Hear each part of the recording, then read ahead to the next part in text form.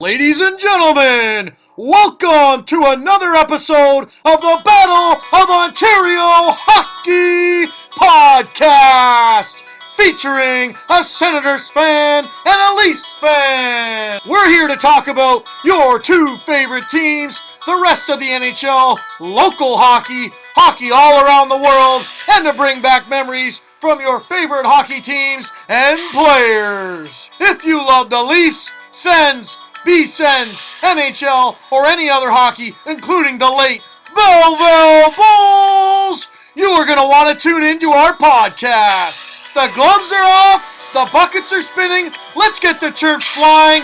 Welcome to the Boo Club! Hey guys, welcome into another episode of the Battle of Ontario Hockey Podcast. I'm Flem, and for the last episode from Mexico, we have El Presidente, Mr. Jeffrey Brokema. Guys, we have a great show for you planned today.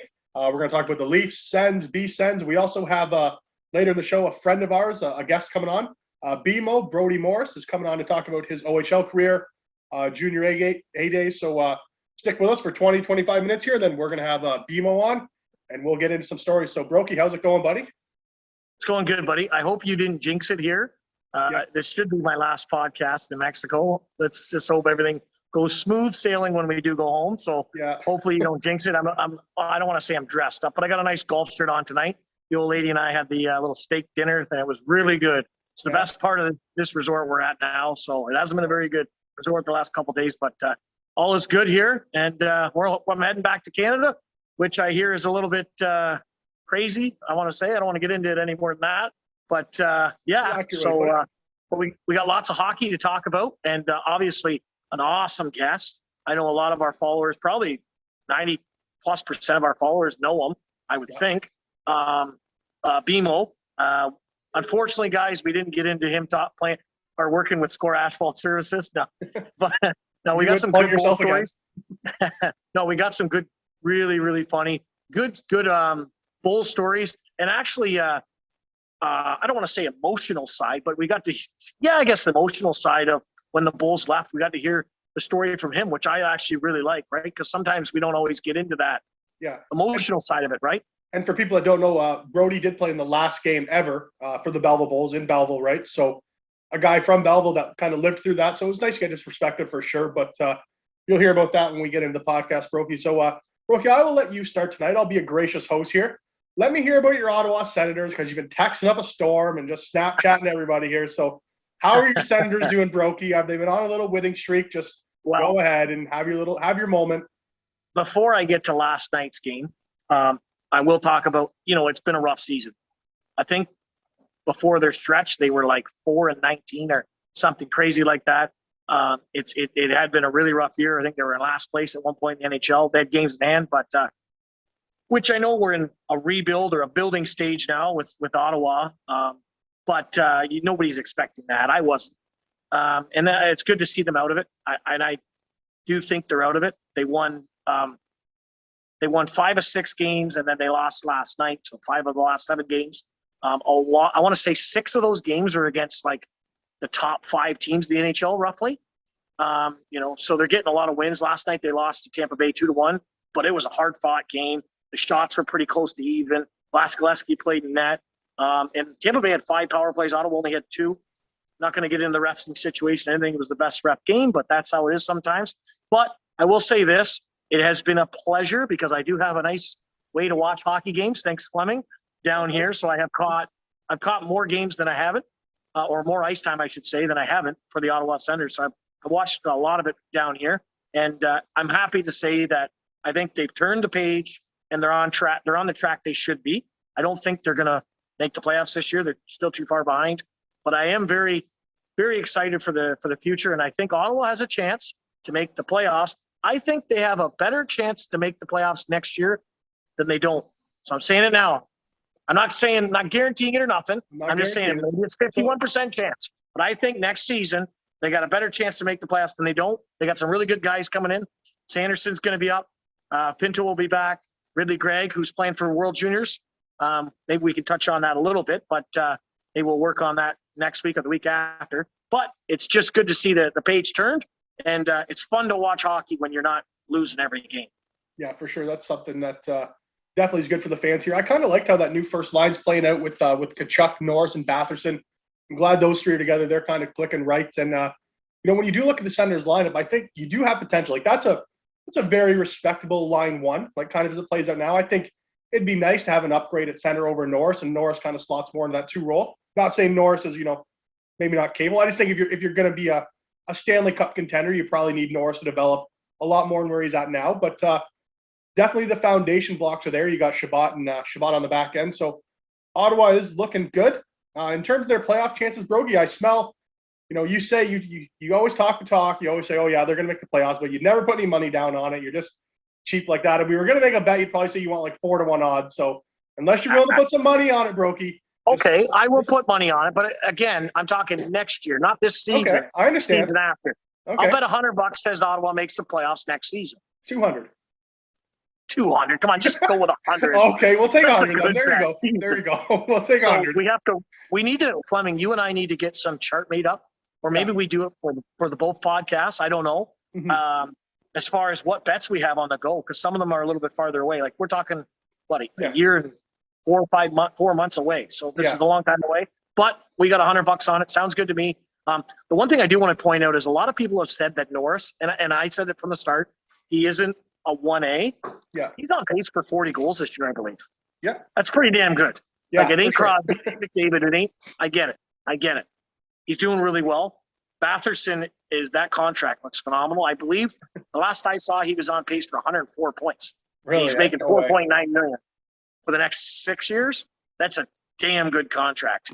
So, and we all know Brady Tkachuk, he's back. He's doing really, really well. He does it all. He's not just about points. The other thing is Timmy Stützle is playing center the last few weeks, and he's doing way better. He's starting to put the puck in the net a little bit. And Shane Pinto is going to be another big piece that he's only played a few games because he got injured. I believe he's going to be unreal for a depth second, third center in the league. So I don't know if that hole is as big as it was for Ottawa. Yeah, I mean, sure. Obviously these guys got to develop. I get it. They're not in the spot to succeed right now, but we're not talking about winning a cup this year or even next year. I'm talking 2, 3, 4, 5 years away. And another team that's kind of turned it around here, Brody, and I know we didn't really plan on touching this, but the Vancouver Canucks, I believe, are 5-0 under Bruce Boudreau. And I did get a chance to watch the Canucks game the other day, and I'm going to say most of this isn't on Boudreau. It's on Thatcher Demko. It seems like he's remembered how to play goalie now that Travis Green is gone, because that guy is playing unreal right now, and he wants to talk about good contracts. If he plays like he does now, I think he signed for $5.5 million for 5 years or something like that. So that's a great deal for a goalie. I think Demko's got a ton of potential. He's a big guy. He's athletic in the crease. So, everyone's kind of talking about, Boudreau turned things around. Hey, good goalie, good goaltending goes a long way. So it's nice to see the Canucks and their fans have a moment or two there, I guess, and make that Western Conference a little more competitive, because it was a dumpster fire. And now Calgary's got all these COVID cases. Maybe that's a team that starts to struggle, and Vancouver can make up some ground. So just an interesting little development with a Canadian team. Just wanted to touch on, Brody. Well, no, I'm going to hop back to Ottawa in a second, but I want to touch on Demko. That's a guy that last season for our podcast, we talked about a lot. I know I did. I was really high on him. He won Vancouver a lot of games last year. I think there was like 3 or 4, maybe 5 games that he literally won against Ottawa. And I remember talking about being like, this guy's potential's through the roof. Yeah. And then you didn't really hear about him. I don't think he got off to a good start.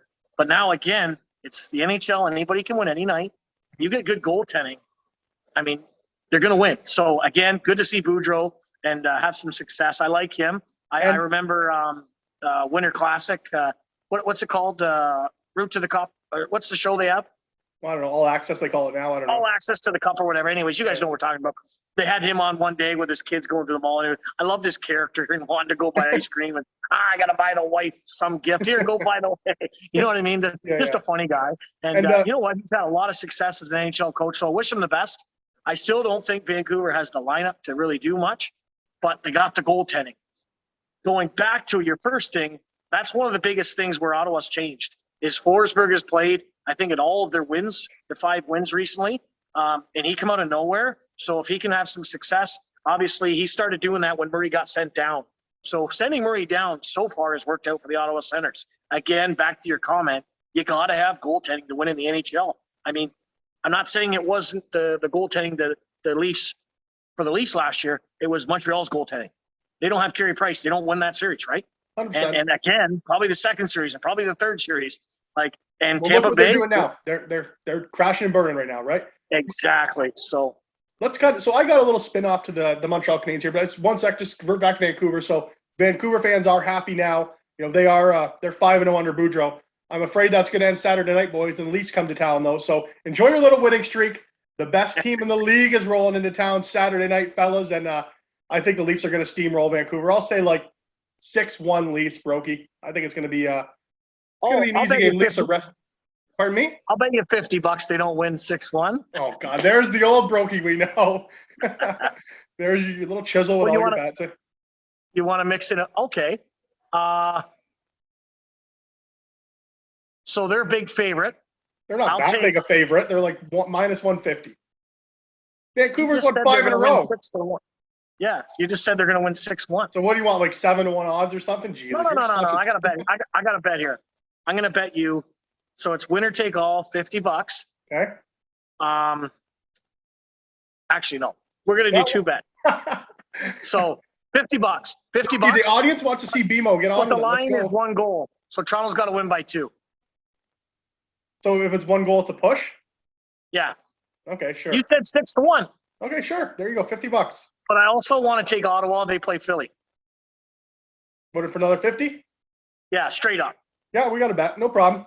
I can do that. There we go. We got some bets going on, guys. This is the show where you make a lot of money. I'm just kidding. Is that a dig at the B show, the football show? Let's not chirp those guys too much. But that show, there's a lot more betting. But we try to mix a little bit in here too and have some fun. Yep. Of course, that's what it's about, right? I love that. Even if it's $5 or whatever, we used to bet on games all the time, right? Remember the Saturday thing I had? And then every game you're rooting for somebody, right? So it makes it worth something, right? So anyway, sounds like that's 3 bets already this show, Fleming. We're doing pretty good, buddy. And I kind of thought maybe we could, we haven't even talked with the shit, Brokey. I thought we could maybe do a hockey pool on the podcast. Maybe we do like a little free roll for the YouTube subscribers. Maybe we do like a box pool or something like that. And the winner gets, a couple $100. Comments to Score Asphalt Services, maybe, eh? Maybe we'll have to do that. We'll see. It's just a weird time for Score Asphalt since it's winter time, but maybe we'll think of something. I'll pay it forward. Sports can run that then. I do love the idea. So another big news in hockey today, Brokey, is Paul Maurice, longtime coach of the Winnipeg Jets. He has resigned from the Jets organization in a big shocker. So Maurice came out today and said he just thinks it's time for the team to have a new voice and that he isn't going to be effective anymore. Something smells funny to me. I don't know what you think about it, but I think Paul Maurice is angling for the next coaching job of the Montreal Canadiens, Brokey. I don't know what you think there, but the Canadian down, I don't even know if he speaks French, but Maurice sounds French-speaking enough. I'm sure if he doesn't, he could pick it up. Maurice, the rocket, the Richard. Yeah, I'm sure he could pick that up, right? So I don't know. Is Paul Maurice angling for a new job somewhere? That's where I'm kind of thinking how this is playing down. Like, not too often you see a guy just go, be on his high horse and just say, no, I don't want the money anymore. Please just let me go and I'll retreat into the sunset. So something's weird's happening there. That doesn't pass the sniff test to me.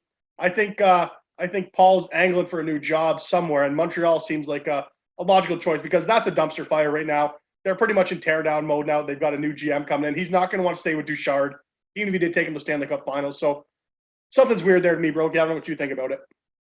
Was he in Chicago when all that stuff happened? I think he was, but I'm not 100% sure. Like a Cheveldayoff was, so I don't know. Yeah, I think they both might have been. That's the only other angle I can think of. Or unless he's getting another coaching job somewhere else. Doesn't have to be Montreal. But who knows, right? It's definitely interesting though how it played out. And there's something up because you don't just walk away. I mean, it's not like Winnipeg's in first place, but they're also not last place, right? They're kind of on that bubble. I bet you I know what it is because as Alex Ovechkin's in town tonight, and he's going for the all-time NHL leading goal scorer on the power play tonight. So if he gets a goal in that game against Winnipeg tonight, Maurice may be on there. Paul Maurice may be on the wrong side of that record book. Maybe it's that, Brokey. I don't know. That's just kind of a shout out to the grade 8 because, man, that guy can score fucking goals. He gets older, he scores more goals. So, and he doesn't do anything differently. Like he's been taking clappers from that same spot for the last 15 years, and he's still burying them. So a shout out to the grade 8 Alexander Ovechkin. I know he's a friend of the show, listens all the time. So if he breaks that record, I don't know. He's just going to go down as one of the greatest players ever, maybe the greatest goal scorer of all time. And I hope he breaks Gretzky's record. I really do, because that mark seemed unattainable for such a long time. And it's so nice to see someone going for it. So good job, Alex Ovechkin. We'll probably get you on the show, next week after, something like that? Best goal scorer of all time. Pure goal scorer of all time, without question. Okay, I'm not saying Wayne Gretzky couldn't score goals. This guy is a pure goal scorer, and he's the best ever. He's gone against the hardest goalies. He came into the league when it was when the goalies had their huge pads and the scoring was at its lowest all time, I believe. 2 lockouts and a COVID year. 2 lockouts, 2 shortened years, COVID, you name it. And this guy's going to break the record. I think he breaks Gretzky's record. I said it before. I think he'll play no matter what. The guy is literally a Russian machine. The last I checked, I could be wrong. I don't know if this was today or yesterday. He was first in the NHL in points. First, ahead of McDavid and Draisaitl. So, I mean, the guy's what, 30? How old is he? 36? 36. I'm sure, yeah. Around 36. The guy is a machine. I love it. And I'll tell you, I wasn't a huge fan of him. I was always, when I was younger especially, Crosby's better than Ovi. Crosby's better than Ovi. Then Ovi finally beat Pittsburgh. Not Ovi, but Washington. Won the cup, and I loved the way he celebrated. Maybe it was, I think a lot of us did. We just kind of felt, when you just kind of fall in love, you're like, you know what? This guy's got the passion for it. I think before we questioned it just because he didn't have playoff success. And we thought it'd be just about scoring goals, right? Like a lot of Europeans are, and they get shit for it, right? And then you saw that, and you're like, no. And you saw the hits in the playoffs and, determination. I think he turned a corner, and now I'm just like, this guy's one of my favorite players. Like, just, he's that to watch now, maybe not of all time, but I just love watching him. He just plays hard. I just think pure goal scoring. I'm only talking pure goal scoring. Best ever. There isn't anybody better. Yeah, you can't say Gretzky's the best goal scorer of all time. Like, man, I'm not going to try to toot my own horn in hockey, but those goalies back in the day, like, I could fire a couple shots past them. Like, man, some of those goals Gretzky got, like, the puck's like fluttering. It's like little chip shots in. Like, man, he came in when it was clutch and grab all the time, the most physical time maybe the league's had in the past 50 years. Like, the early 2000s, that's when all the goons were there. It was a shit show most nights, right? Like, there were fights all the time. So he had to play through that, and he's 2-1, 3-1 games. Yeah, Gretzky played was 9-8 half the time. He had to transition his game into coming from that era to navigate into this one. He's doing even better, right? So I don't know. The Russian machine will not break, and he will break Wayne Gretzky's goal scoring record. I predict that, Brokey. And he's going to get ahead of Yager this year. He'll probably be in third by the end of the year. I'm going to bet that. I forget how many goals. I want to say he's 15, 20 behind, something like that. Yeah. Maybe we'll look it up. But I think he's right behind Yager, so he'll be third by the end of the year unless something drastic happens. Yeah. But I just don't see it. And I think this guy literally loves the game, and I think he's going to play until he breaks that record. I literally think he won't stop. And I think he'll do it probably before he's 40 anyways. And I think Washington will let him come back no matter what, right? Like, he's done so much for that franchise. Like that franchise is on the brink of not being in Washington anymore until Ovechkin comes. So if Ovechkin says, hey, I want another couple of years here so I can catch Gretzky's record, stick me on the fourth line and give me some power play minutes, and I'm going to stay on top of the circle, I think he gets whatever he wants. So I think he's going to do it. And I can't wait to. If you're the owner of that team, there's no way in hell that guy's trading. Like, for a record like that, you want that guy, if that record gets broken, which we think it's going to be, wearing a Washington Capitals jersey. Do you imagine he gets traded Phoenix or anywhere? It doesn't matter where. And it's another jersey, though, and then you're going, shit, that guy could have been wearing – like, that jersey's your brand, right? That's what you're selling. Phoenix doesn't have enough money to pay Ovechkin's contract. What's that? Phoenix doesn't have enough money to pay Ovechkin's contract, so don't worry about that. My favorite team in the league. Then they put him on LTIR or whatever. Yeah, I know. Join Chris Pronger. What? Phoenix, you're welcome. Gary paid your bills, I heard. So good job, Arizona. What a joke that organization is. But anyways, we won't get into that. We already have done that. You want to talk about your Leafs, buddy? Let's hear it. You're telling us they're the best team in the NHL. I don't know whether they are or not. I know they're at the top, but they were like this last year. I don't got too much to say about the Leafs, Brokey. They took down McJesus the other night. I think it was 5-1. They're tied with Tampa for first overall now. But I don't know. I thought a pretty dominant performance the other night. They kept McDavid and Draisaitl in check. I think that whole kind of game changed when Draisaitl missed that open net at the start. But there's not too much to really talk about in Leafs land. We haven't talked too much about him. I think I think when they brought Clifford in, it kind of lit a fire under Nick Ritchie and Wayne Simmons. got them going. So I think up until when they brought Clifford in, they only had one fight on the year. And then the day they brought Clifford in, they had 2 fights in that Nashville game. I know the Simmons one kind of went off the rails, but there's not many big stories to talk about. There's just a team that's playing well right now. They've got a little bit of drama with Justin Hall. He's been knocked off the second pairing. They put Liljegren up there, which I think they should do. They've kind of been sheltering Morgan Riley for forever, and Muzzin and Hall been getting the tougher minutes. But now that Liljegren's up with Hall, I don't know if Riley and Brody are going to inherit that first line duties against the big guns. I'm not sure, but it's something to see out. I'm glad that Keefe's playing around with the lineup while the team's going good, because they need to settle on something here. I'm of the opinion that I think Morgan Riley's your best defenseman. He needs to get some more responsibility, or he at least doesn't need to have TJ Brody playing with him, because Brody is the best defenseman you have that plays the right side. I'm not saying he's your best defenseman. He's the third best, but he's the guy that plays the right side, so he's got to play with either Mo or Muzzin. And if you're not going to get the tough minutes, I'd rather see Brody and Muzzin out there if they're going to get the shutdown minutes. So Riley's got to do a little more, got to carry a pairing maybe with Liljegren or Dermott when he comes back, something like that. I just, Sheldon's just playing the lineup right now, so I got no complaints about the Leafs. They were dominant the other night, kept McJesus in check. And, I don't want to jinx anything, but it seems like the Leafs fucking own the Oilers, kind of like Aaron Rodgers owns the Chicago Bears. It's just something that they steamrolled them last year. I think they were 7-1 against them last year, if I'm not mistaken. Maybe 6-2 with an overtime loss or something. But ever since Morgan Riley scored that goal where he ever since McDavid scored that goal where he dangled Riley, it seems like the Leafs have had their numbers. So nice to see the Leafs win. Act like you've been there before, Brokey. We're winning a lot, so there's not too much to go on. Just another W, and I think we'll attack another one on Saturday. Come to Vancouver. Just another parade to plan, right? But, yeah, I've got the plane route planned. It's coming down through Kingston, Belleville, Napanee, the whole shebang. Take longer than the Raptors one. Yeah. I was going to say that too. It's something weird that the Leafs have just had their not McDavid, but the Oilers number. It's so weird. Like, they come to town and everybody's like, I'm fired up. It's going to be a good game. And how many times has it not been a good game? It's been like a 1-0 game, or it's been like a 5-1 game. It's just, I don't know. I feel like they're overhyped, and they don't ever turn out pieces too. The Leafs have won. Like, they didn't have Marner last night and they still won. Last year they missed Matthews for a game and won. They were missing Tavares for another game and won, I believe. So it's not just that the big guys carry them. They're even missing guys and going. One thing I did want to talk about the Leafs, and this is really something that's been, bothering me a little bit, and it's something I've really noticed since Marner's been out, but the power play seems more lethal with Marner or without Marner. And the reason I'm going to say that is because when Jason Spezza is playing that spot where he's kind of playing, he's the second defenseman on the first power play unit.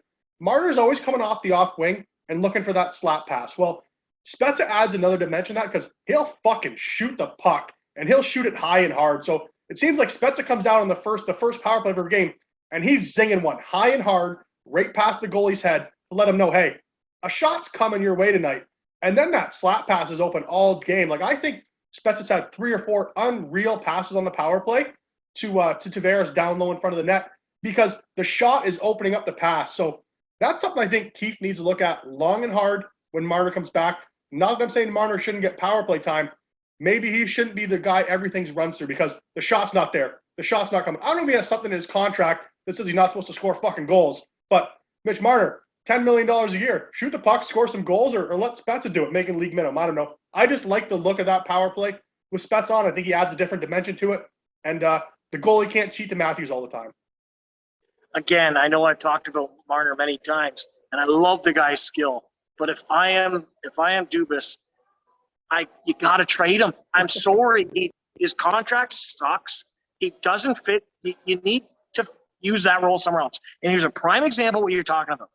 You don't even need him on the power play. You've got somebody who can fill that role, who can arguably do better. And we know Spezza. Spezza played on, it was a long time ago, but when he's in Ottawa, they were the top line in the world. Mm-hmm. Him, Heatley, and Alfredson, they were phenomenal. Spezza was always a top guy scoring goals. I remember one game in Belleville, he had 8 points. Like, this guy, whether he's older now and he's changed his game, that doesn't mean he doesn't have skill, and he can shoot. And that one thing I always remember about Spezza is he can hit a target, like just something small in the corner. Like, I don't know what it is. It doesn't have to be hard. Where Marner, the problem is, and I remember this happened last year in the playoffs with the Leafs. Marner had the puck. He's passing. Yeah. And they're going to try and feed Matthews. So all they did was really cover Matthews, and it, right? The goalie knows every time. So you're not selling anything. Now all of a sudden, you shoot the puck. Oh, he is going to shoot, right? Mm-hmm. Now, if you start shooting him more, it opens up that other guy. It's Shoot simple. the fucking puck. Yeah, Dougie Shaw, shoot the puck. But it just doesn't happen with Marner. And I love the guy's skill, but I just don't see the fit. For me, it used to be Nylander, get rid of Nylander, keep Marner. But with the contract, and I think Nylander's been playing better, I just think they could fill some other gaps. And they don't have to sign guys for $750,000 all the time, right? So I think if it doesn't happen this year, if they don't win at least one or two playoff rounds, they're either going to get fired or they got to get rid of them. I'm sorry. It's that's it. Yeah, we don't need to talk about Lisa anymore, Brokey. But I think this is a great time to segue into BMO because we're talking about Jason Spezza, an old Belleville Bull. And for all you Bulls fans watching it there, we had a great time talking with Brodie Morris. He played with the Bulls. I don't want to know the year actually. Do you know what year he played, Brokey, or what years? Early 2000s, right, or mid 2000s kind of thing. No, 2013 and 14, and 14 and 15, I believe, were the years. Yeah. And then he played when they moved to Hamilton's first year, in 15, 16. I could be off 1 year, but it's in that range. So I might be a year too far. Might be 1 year back for everything. Yeah. Might have been 12, 13, 13, 14, 14, 15. I think the Bulls' last game was in 14. But anyway, guys, it's in that era. BMO's a good buddy of mine. You know what?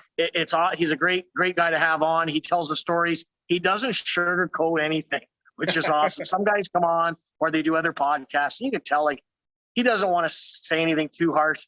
He tells it like it is, right? And he talks about even fighting and preparing for fights, about with big guys and talking with coaches and how this coach and stories with coaches and what they did and what they said to him and how they called him after. And I mean, I'm telling you right now, we had a ton of fun. BMO was awesome when he came on.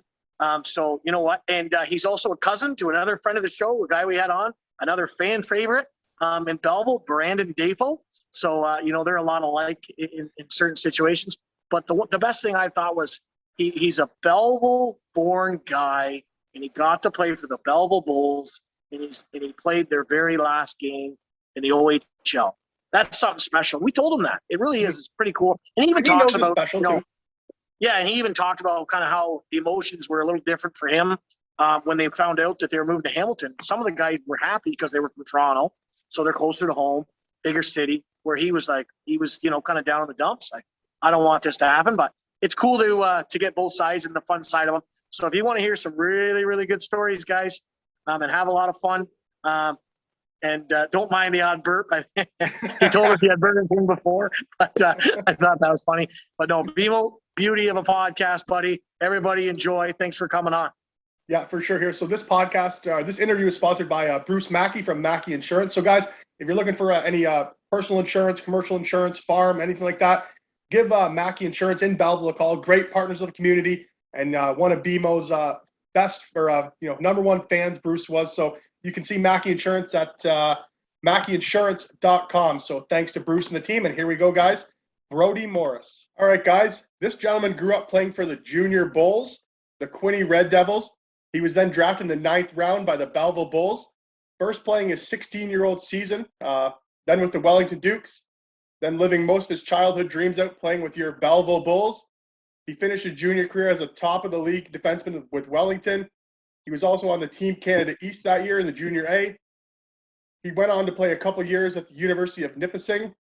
He won the World Ball Hockey Champions as well as a local ball hockey championship playing for the Eagles. He spent some hard hours working at Score Asphalt Services. Ladies and gentlemen, most of you know him as BMO, our man, Brodie Morris. How's it going, buddy? What's up, boys? Thanks for having me. What an intro. That's a hell of an intro, Flem. Thanks, buddy. Whoever thought of that one? A lot of spelling mistakes in this fucking thing. Holy. Well, it's a note. It's notes. There's a few mistakes in there, too, because I never won the actual ball hockey championship for Team Canada. I thought you did. No, why did I think you did? I don't know. Brokey's always just looking for a way to plug himself in these things, too. He probably not.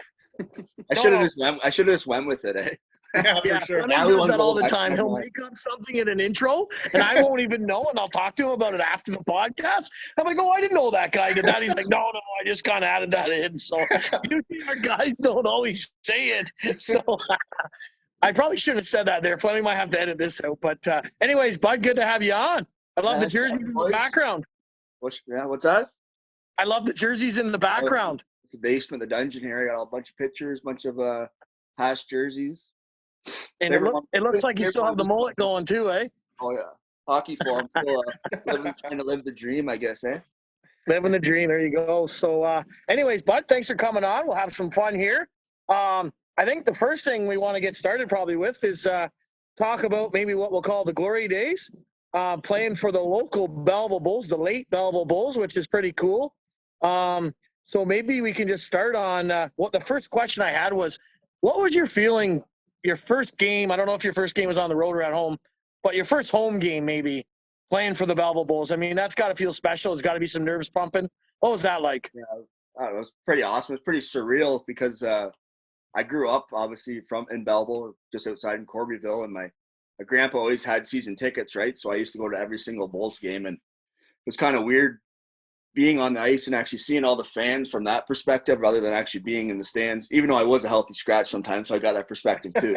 But my first game was against Peterborough, a home game, and you know how they call everyone out, you got to go on the line or whatever, and I was number 2, so I was the first one that went on the ice, and there's a bit of nerves going on there, but pretty cool to look up and see where my season tickets were with my grandpa and seeing my family all sitting there with him too, so pretty sweet experience, like dream come true, I guess. I say that all the time, but yeah, it was awesome.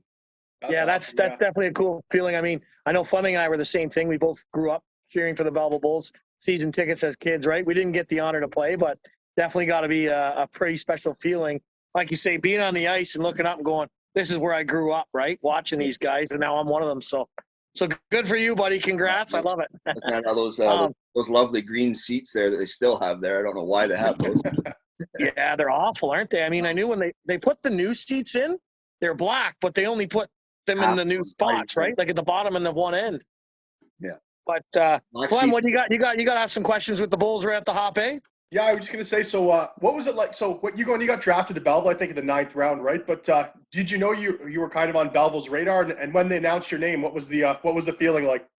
Well, actually, the story is that I didn't know. I got a bunch of calls to get drafted, and from a bunch of teams, and Belleville wasn't one of them. So I didn't really think that was gonna happen. Like I got calls from like say 9 other teams, and Belleville wasn't on the radar for me. I didn't think anyways. But I was lucky enough to. My old agent, Darcy Tucker, actually, he asked my mom or my parents kind of like, what going into the draft, is there anything I can do to kind of help them out or help you guys out? And my mom, I guess I am a little bit of a mama's boy. She's like, well, if it's possible, get them close as close as home as possible. And here I was, I guess, right in my hometown and got to play there. So it's a pretty cool experience for sure. So, but yeah, I didn't know that I was going to be drafted to Belleville. I hadn't even talked to them at all. So when my phone came up and, hey, it's George Burnett of the Belleville Bulls, it was kind of like, holy shit. And it was a relief because I knew I was going to get drafted. I just didn't know when. And like the frustrating thing is that you're seeing all these people's names go ahead of you, you know, like, oh, I'm better than that guy, you know, like I played against that guy was shit, or like, you know what I mean? It's just like, and then it's like 9th round, sitting on the computer for 3 hours, and you're like, am I even going to get drafted? But that was kind of my own fault because I got suspended all playoffs for my minor midget years. So a little bit of stupidity there. Now that we're into that, we got to get into the minor midget story. What'd you do to get suspended for the playoffs? Oh, jeez. Oh, I don't know. I was an idiot. What was it? I think we're playing Peterborough. And they were good. We weren't supposed to win. And I think it was an elimination game anyways. And it was like the point system. So like it wasn't best of 7. It was like your best of so many points. Yeah. So it was an elimination game. And I think we ended up tying or something. And overtime was over. And there was a little scrum. And like me being a fucking idiot, I just had my one hand loose. My stick, I went whack buddy with my one hand with my stick right over the fucking right here in the side of his head. And I'll tell you right now, that wasn't a very fun car ride home. I thought my dad was gonna fucking kill me. So it's like a Marty McSorley? Well, not that bad, no. No, I was just a little love tap, I guess, but it was still fucking stupid. And that was just kind of when they were getting all into like the headshots, like really hard on it too. And like that was just a perfect example of what not to do, I guess. And I paid for it. I got suspended 3 games, but the 3 games that we won of the series was when I wasn't playing. I came back, we ended up losing. So I don't know. Maybe I just should have stayed out. That's funny though that you talk about the draft that way, because like we've had a couple other guys on who played in the O, and they had the same stories. Like, remember Nate Moon was one of them. Who was the other one, Flem?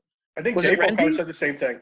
Dapel might have been that too, which Yeah. is your cousin. We'll talk about him maybe later. But, you know, they're like, oh, we thought we were going to go. And, you know, you see guys get drafted that in your mind, you're like, I'm better than that guy. Like, what's going on, right? And obviously, but at the end of the day, you got drafted. And I think, you know, you played in the OHL and you got to play for your local team, which is pretty cool. What are your thoughts on that, though? I want to ask you, do you think it worked out that you got drafted to Belleville, or do you think it could have worked better or differently, let's say, or worse if you went somewhere else? I always thought that well, at the time, you know, now looking back, I wish it was cool to do, like, it would have been cool to maybe do it for my first year and then fuck off to somewhere else, right? But I kind of got that experience when they ended up moving with Hamilton, which we might talk about later or whatever. But looking back, I kind of wish I would have got the experience right away as a 16-year-old, you know, getting away from home and all that stuff. Like, I didn't have that experience until I was 19, right? So, I don't know. At the time, it was awesome to play for my hometown, but still, it would have been kind of cool to get away and have that whole experience for more than just that 1 year I left to go to Hamilton or whatever, right? So, yeah, for sure. A little bit of, I don't know, a little bit of both, I guess. Good thing, bad thing, I guess. Yeah. So you ended up playing in Belleville, the Belleville Bulls final game as well. What was that like? Because that's kind of got to be hard for you, especially, you know, you're playing it's their final game, but also growing up knowing, hey, the Bulls are gone, who I cheered for as a kid too. Yeah, that was a really weird year for me because that was my 18-year-old year, and the year before I played the full season for Belleville. And then that next year I played preseason, and then I ended up getting hurt or something, or suspended or something like that. Anyways, so I didn't play the first few games of the season, and then like I was like, okay, like what the fuck's going on here? And then I got healthy scratch. Then I got sent down to Wellington. So I played that whole year basically in Wellington, and then I got called up like here and there for games as an 18-year-old. And that was the year I played for Team Canadies and stuff, so it kind of worked out. But so it was weird because I didn't play that whole year, and then after we got beat out in Wellington, I went to Belleville, and then George Burnett, he's like, yeah, we want a little bit of a more veteran presence here for playoffs. So yeah, we're gonna have you play playoffs. I'm like, what the fuck? So I played the whole season junior A, and he admitted to me something. He admitted to me that was wrong about at the end of the year. He's like, yeah, I probably should have had you there for the full season. I said, well, you fucking think, like, why are you playing me in playoffs? And you just didn't play me the whole season. Like, what are these like young kids on the team thinking? Like, I just played the whole season. Who the fuck's this guy coming up to play playoffs? You know what I mean? So it's kind of weird situation for me. But that was the year I got to play two junior games in one day. It was a pretty cool experience. That's awesome. Yeah, that's got to be tiring. I don't know if you could do that anymore, could you? I'm just huffing and Be hard puffing. playing one. Huffing and puffing trying to tell a story right now. So what's the story behind the 2 junior games? Did you play like Wellington in the afternoon or vice versa? What happened there? Yeah. So I got called up on the Saturday game and for Belleville. And actually that was a story behind that too, is that I had my freaking rookie party for Wellington that night at my grandparents' house, fucking big banger, like just unreal party, right? And like I was like, I haven't been called up in forever. There's no way I'm gonna get called up. I get a call the next day, hungover as hell, fucking. And then that Saturday, and George is like, yeah, you're gonna play. We need you to come play for Belleville today. And I was like, are you fucking kidding me? Can I say no? Like, that's what's going in my mind. I'm laying around licking my nuts, so fucking hungover, wanting to die, and then I had to go and play the next day in the OHL. Like, it's not like, okay, like, I can go grind this out or whatever. I was dying, but anyways, I played that Saturday, and then the Sunday after, so the next day was when I played at 2:00 in the afternoon in Belleville, and then after that I don't even know if I got undressed. I think I got half undressed. Actually, I don't even know what it was. And I drove right to Wellington, missed warm up. I was still on the game sheet and hopped right into a game in Wellington. So That's quite the weekend. Did So you win? you Did you win partied both or on what? Friday night? What's that? Did you win both of them or what? I don't know. I think we won in Wellington, lost in Belleville. So you partied all Friday night for your rookie party, played Yeah. for the Bulls Saturday, played for the Bulls Sunday afternoon, and then Sunday night. Well, like that's quite a weekend, eh? You must have been tired come Monday. Well, that's what I mean. That's back then. Like now, I don't even know. I'd be dead. But Yeah. So, and then obviously you guys the next year moved to Hamilton, and you finally got some experience to go out of town and played quite a bit that year, I think, didn't you? And you played a little bit of forward and defense in Hamilton, did you not? yeah, I ended up playing 60 of the 68 games or something like that. I think 2 of them I was suspended. So it was a good experience. And Hamilton, like I said, getting away from home and getting the full experience with the billets and all that stuff. And like literally I think that was the funnest year of hockey I had, just for the whole entire experience. You know what I mean? Getting away from home and getting the full experience. And yeah, I played forward and D that year. That was a pretty cool year. George had me up there, and so that was the year after I played in Wellington, and I got called up for playoffs. But George told me at the end of the year at a meeting or whatever, he's like, I just couldn't cut you. He's like, you just kept coming back. I was like, that was pretty cool to hear that, you know what I mean? Mm-hmm. So he's like, it was right near the deadline, and like I was a good team guy in the room, like good to get along with, all that stuff. And like that's when I fought like a good amount. I think I had 10 fights, and there was only 10 fight rule, so I had 10 fights. So a lot of the young guys, I don't know, they looked up to me. I guess they felt, I don't know, a little bit safer on the ice. I don't know what it was. I had Mackenzie Etwin, so he was playing in the NHL now. I had his parents come up to me and say thank you because I stood up for him one time or something like that. Like, it's pretty cool to hear that. But anyway, so that back to that story, it's right near the deadline. Troy Smith, our assistant coach, comes in, and he's like, BMO, I gotta talk to you. Fuck, I'm getting sent home, or I got traded or something. Like, it's right near the deadline. And the way it was is like where George's office was. It was like right at the top of the arena. You had to walk all the way around through the arena. It's just like felt like the longest walk of my life. And George pulls me in there, and he what do you say? He's like, sit down. And I'm like, okay, all right, I'm going home. He's like, so what do you want to do? I was like, what do you mean what I want to do? He's like, do you want to go home, go to Wellington, play with your buddies? Like, I know you're not playing a lot. And at the time I was playing every game, so I don't know what he's really talking about. So I think maybe in his mind he's thinking maybe they were going to get a couple more DM, but it didn't end up happening. Anyways, he's like, so you wouldn't mind if you had to hop up on forward for a few games or something, eh? And like that's when I was having the time of my life in Hamilton, like fucking hockey and just everything, social life, party and all everything.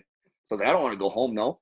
So he's like, so you don't mind if you want to hop up on forward for the odd game, eh? I said, I don't give a fuck if I have to play goalie. I said, I want to be here on this team. I was like, I'll strap on the fucking pads if I have to. And like, obviously smiling. So he looks at me, he's like, all right, well, we're going to keep you. And then it was, all the boys knew I was going up to have this conversation with George or whatever. And I was like, it's not looking good, boys. And I came back in the room and kind of acted all sad. I was like, BMO's not fucking going anywhere, boys. And I had to bounce around. I think we went out that night and had a fucking time. That's awesome. You know you're a team guy when that happens, eh? When everybody wants you to stay. So that's pretty cool. Now, you talked about fights, and I know you and I have had this. You told me this story, but I want to get into it. What did George feel about your fighting? And was there ever a time where he might have told you to tone it down, or maybe in a different way? Well, I don't know. I like to, like my first, when I was 17, I got in a fight. It was an exhibition game. It was a really good fight, and I fucking ended up breaking my hand on Buddy's head.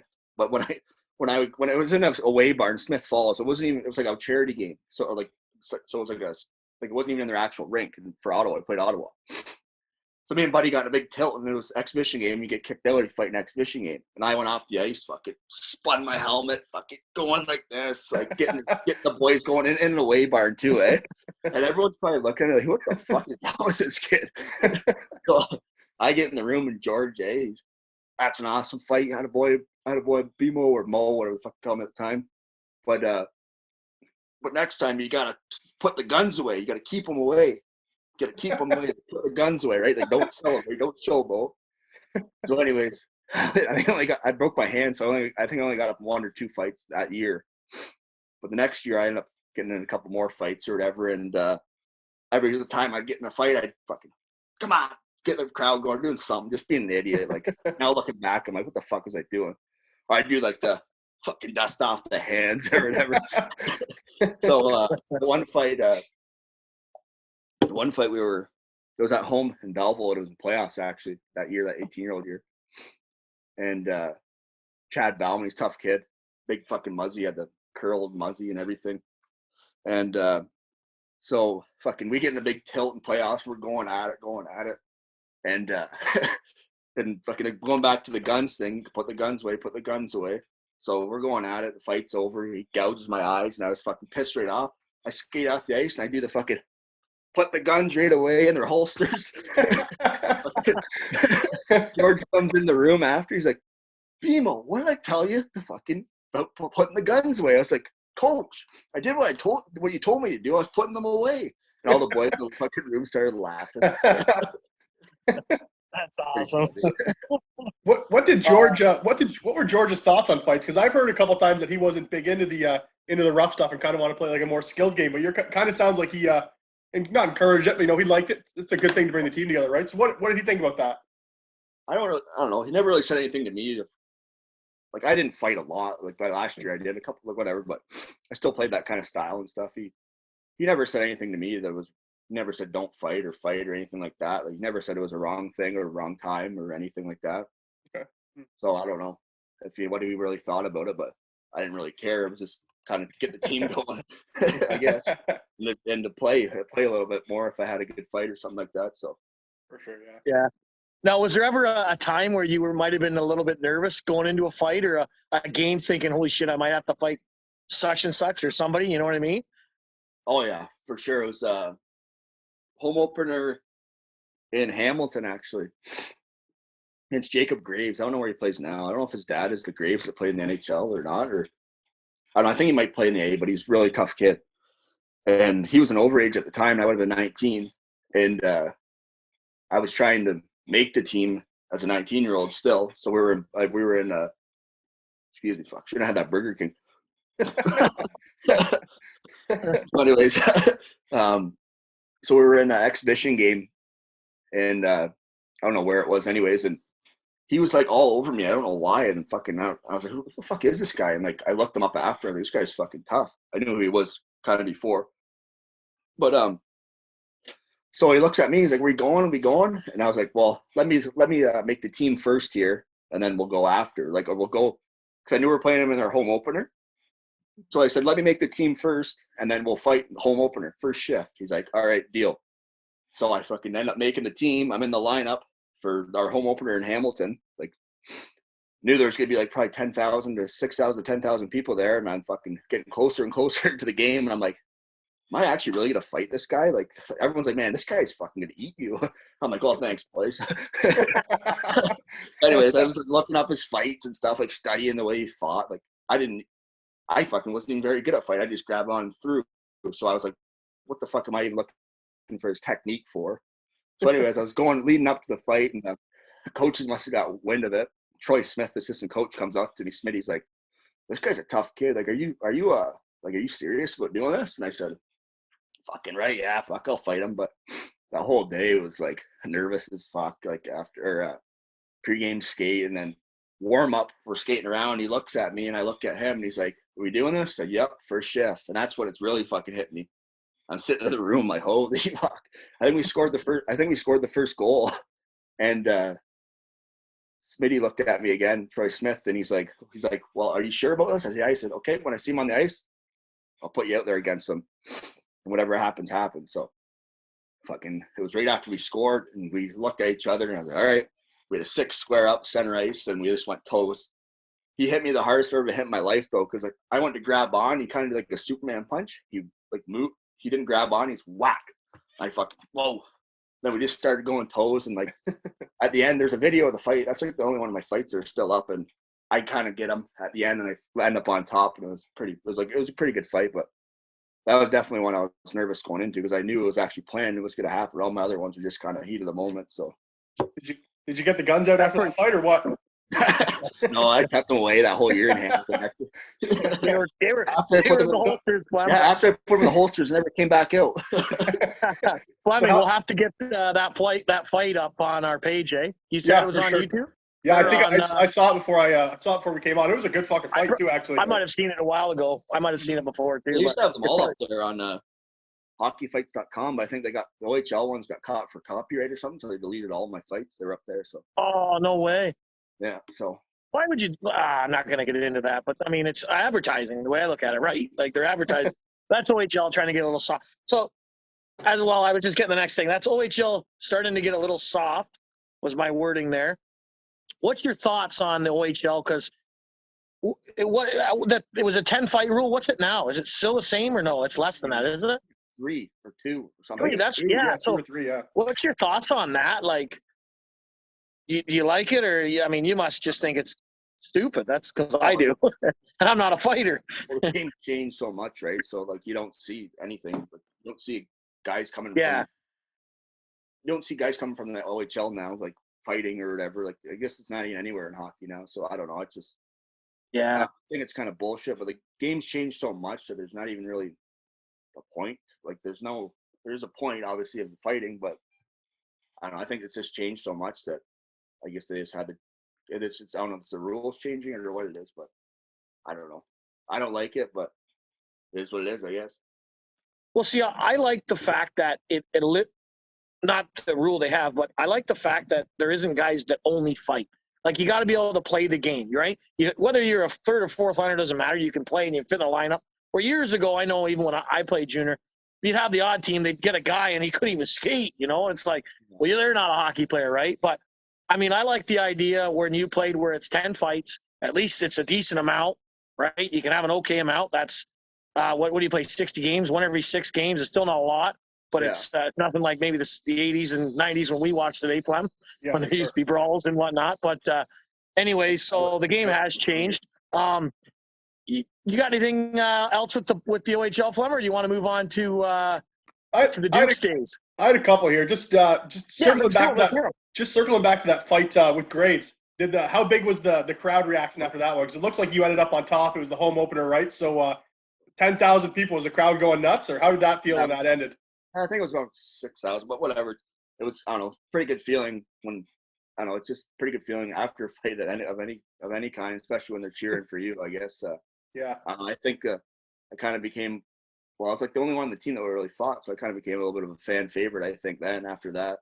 But I don't know, it's pretty good, pretty cool feeling when you're skating off the ice and everyone's applauding and cheering for you. Like, it's like the same thing about scoring a goal, but I never did that, so.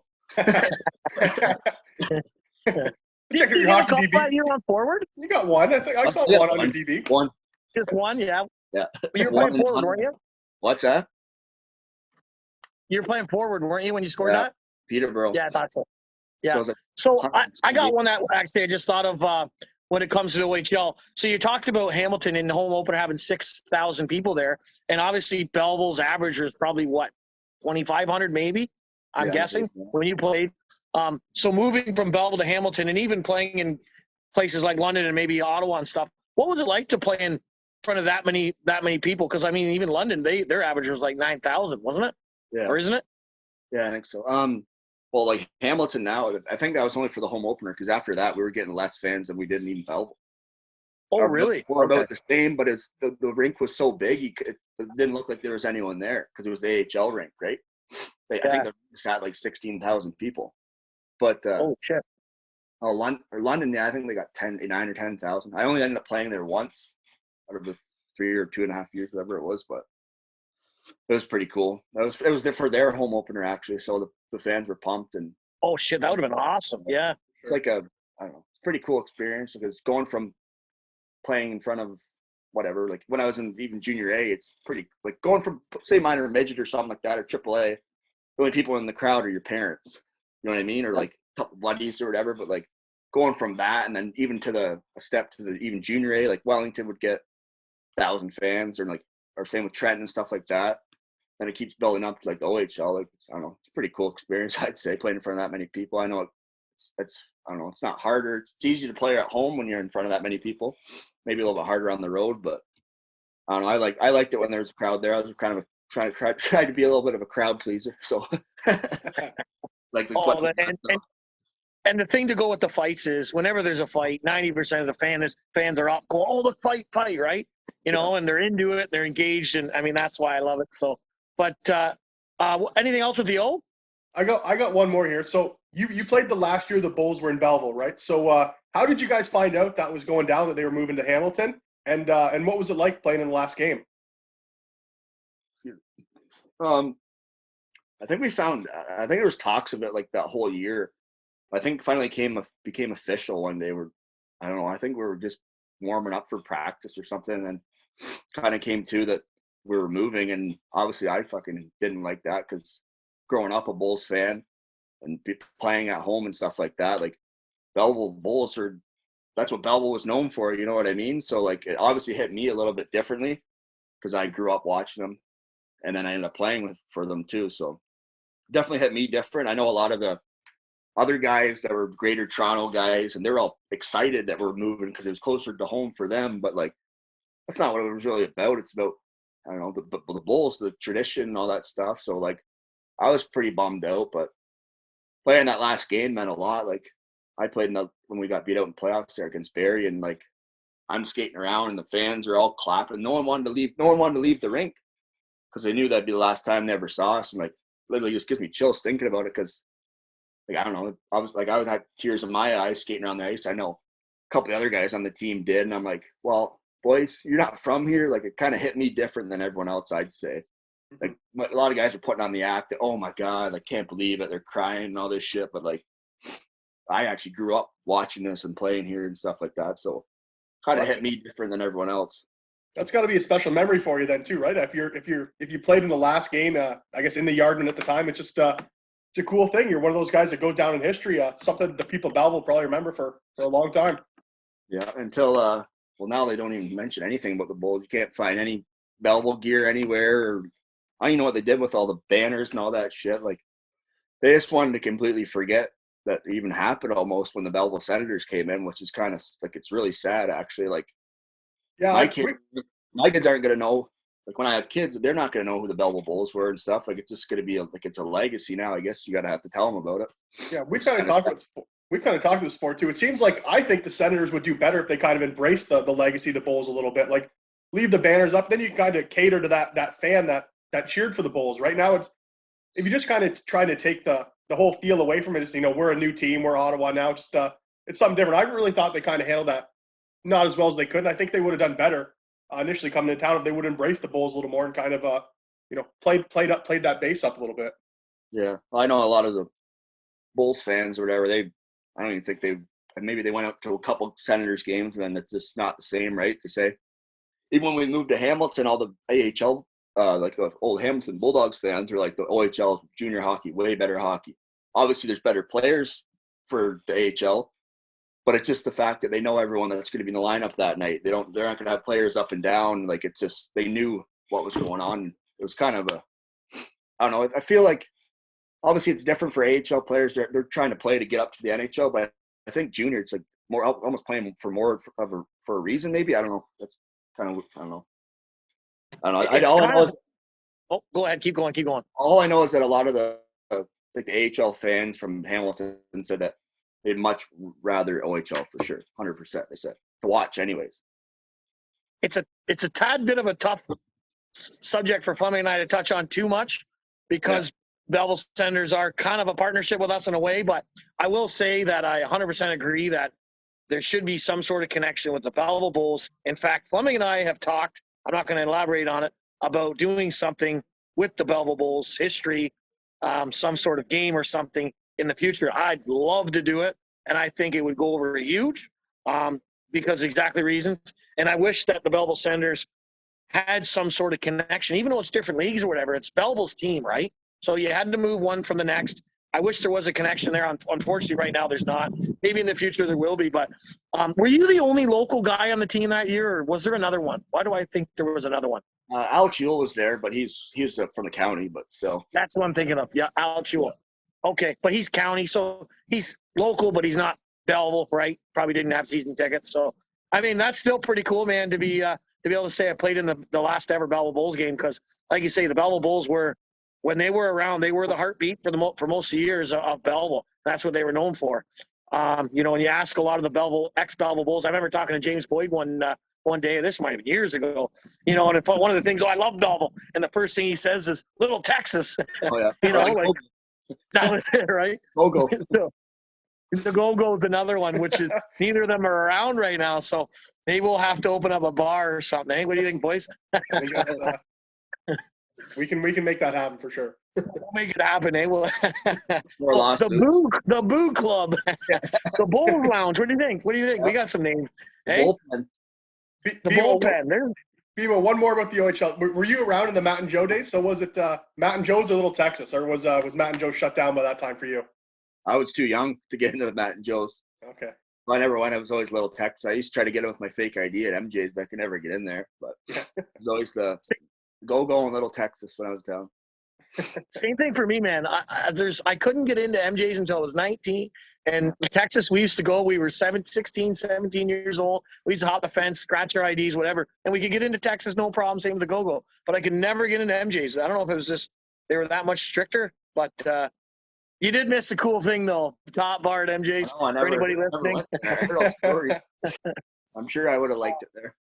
Oh, you would have loved it, buddy. And Freezer was the Jordy Freeland was our bartender, so he was there. The coach's mustache went turned into that too. Yeah, he was there when it switched too. Yeah, so okay. So, anyways, you started your junior career for the Wellington Dukes, and then going back as an overager. What was that like? And obviously, you know, I know you and I've talked about it. It's a big difference from when you played junior A. You know, you were the top dog of the league or one of the top guys, especially on your team. And you kind of were allowed to be able to play, do your game, rush the puck. Where I know we and you have talked in the past where when you played for Belleville and Hamilton, it was more or less you get the red line, it's in kind of thing, right? So. Well, yeah, I think that's like junior A, I was obviously more freedom. They're trying to let you play the way you want to play kind of thing, I guess, but to an extent. So it was weird. I was more of an offensive guy my last year in Wellington, and I started off being like a kind of hard-nosed, tough-nosed, stay-at-home defenseman, you know, in the OHL, and even my first year in Wellington, but my last year I kind of turned an offensive guy. I remember I didn't even penalty kill. I was on the power play for 2 minutes, and I'm like, where the fuck? You guys think I'm this big offensive threat or whatever? But it kind of worked out that I don't know. I ended up putting up a lot of points and stuff, and I'm not saying that I wasn't skilled. I ended up getting pretty well skilled. Even my first year at university I was too. But it was weird just going from that role, even when I was I'd get called up to the Bulls, and from being that in Wellington and then going up and being okay, get the red line, dump it in, get the fuck off the ice kind of thing. Only playing against their third and fourth line guys. And I don't know. It was just, I don't know, it was different. Did you find it more enjoyable in Wellington because they let you play that way, or was it still it was more fun in Wellington kind of thing? Played way more too, right? 40 shifts a game as a D my last year, and then getting 3 shifts as a forward, and when I was 19 in Wellington or in Hamilton, right? So it was a lot it was a lot more fun when I was 20, I'd say, because you feel more of a part of the game and more part of the team kind of thing, that you feel like you're doing something to actually contribute. When you're playing 5 minutes a game, what the hell are you really doing there? You know what I mean? That was only when I was playing forward in Hamilton. When I was playing D, I would play a regular shift, kind of play against their third, fourth line, but still going from playing whatever, let's say, not even 10 minutes a night to 30 minutes a night in Wellington. You know what I mean? It's just, I don't know, it's just that big difference. And I don't know, I liked it. You play way more, and I think, I don't know, you feel better about yourself at the end of the day because you're actually doing something for the team, you feel I think. Yeah, for sure. Now, was it, your last year Wellington, remind me, was it Marty, Woody, and Hawk, or no? Yeah. It was. So what was it like with those three? Obviously, Hawk's a good buddy of mine, but I know Woody and Marty too. What was Woody and Marty like as coaches? Well, Marty was, I don't know, he's a little bit off, that guy. Yeah. He didn't do What did he do to be off? What was he like? I don't know. For example, I don't know, when I was 16 years old, we'd go to Vermont and do the Chowder Cup or something like that. So we went to Vermont on one of the showcase tournaments or something. This is the memory I have of him, and he's going to me. I'm 16. I don't even really know what junior hockey's all about. And he goes to me. He's like, anyone touches G, our top guy, you kick the fuck out of him. I'm like a 16-year-old kid. I'm like, what? So someone would hit him, and I'm running over, swinging like this, get my ass kicked, or how do you know what the fuck I was doing, right? And then I remember after one game, I'll never forget this. He just go around, he just start snapping on going to every single person on the team. You fucking suck. You're awful. You played okay. I'll pay for your fucking plane ticket home right now. And he just goes around to the room, carving everyone apart. And I'll never forget this. The one guy on our team, he was a rookie too, and he was a little soft, he was just a little baby kind of thing. He sat there the whole time, fully dressed, didn't move, and he had his helmet on throughout this whole time. We got ripped apart for 35 minutes. His visor was fogging up, sitting there. It was hilarious. I just remember that. Or when I was 16 in Wellington again with Marty, and something happened. I went to ice the puck on the penalty kill, and ended up keeping it in, scoring, and he said something to me, and I talked back to him, and I remember this. Shout out to Brandon Dafo right now. He goes, because he's my cousin, he goes, you fucking ever speak to me like that again, you're going to end up like your fuckhead cousin Dafo. He's like, you'll never play a game for me ever again. You can go to fucking Belleville practice, but you'll never play for this team ever again. But that was the thing with him, though. And then I'd be on the car ride home. He'd call me. Sorry about that. I lost my cool.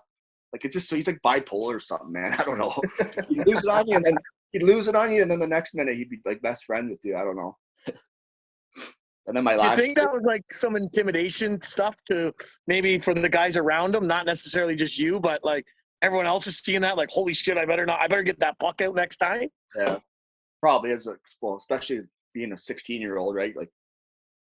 Kind of maybe a scare factor. I don't know, that you can't come in here and do whatever you want, kind of thing. I don't know.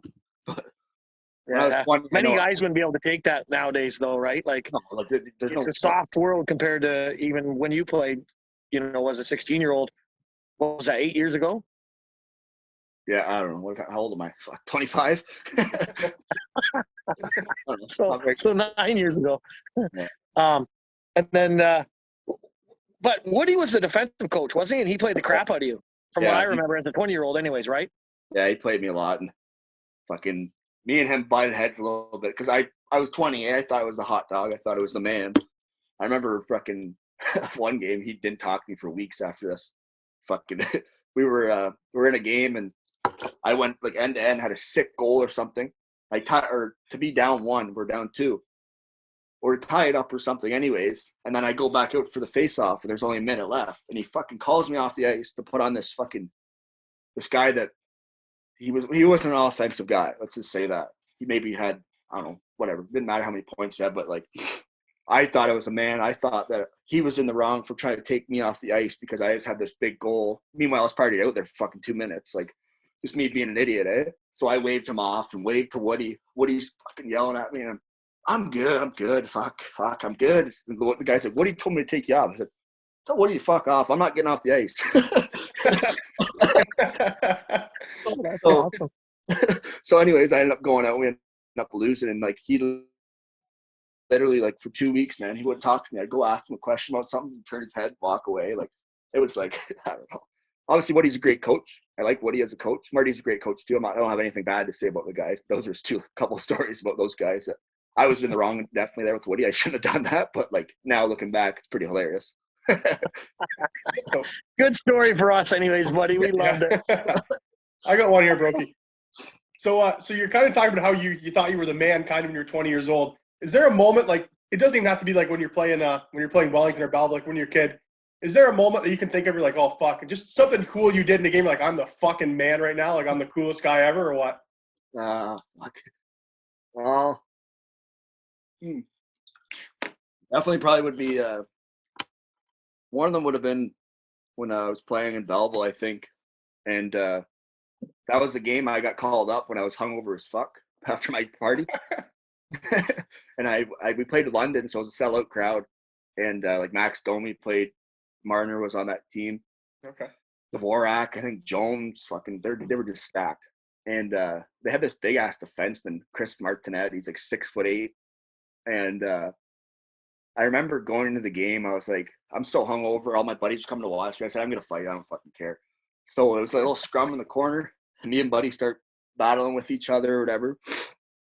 And then we ended up fighting. The guy's like 6'8", and my dad and my grandpa were there watching. Well, my whole family was. And I remember my dad telling me, he's like, I was thinking in the crowd, you're a fucking idiot. What the hell are you doing?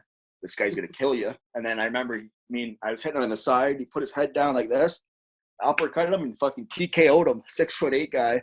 And I fucking I went off the ice, and don't fucking believe me, the guns were out then. Fucking. What fired up? Yeah. And you left that out of your story the first time? Fuck, yeah. That. No, yeah. So yeah, that was definitely one of the moments I was like, "Fuck yeah, I'm a man."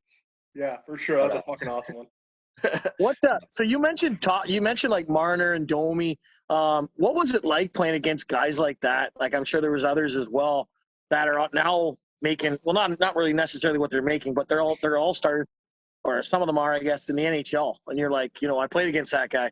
Maybe did any of them? And the second part of the question, did you ever get dangled or anything by any of these guys? Well, I didn't. To be honest, I didn't see the ice against those guys a lot.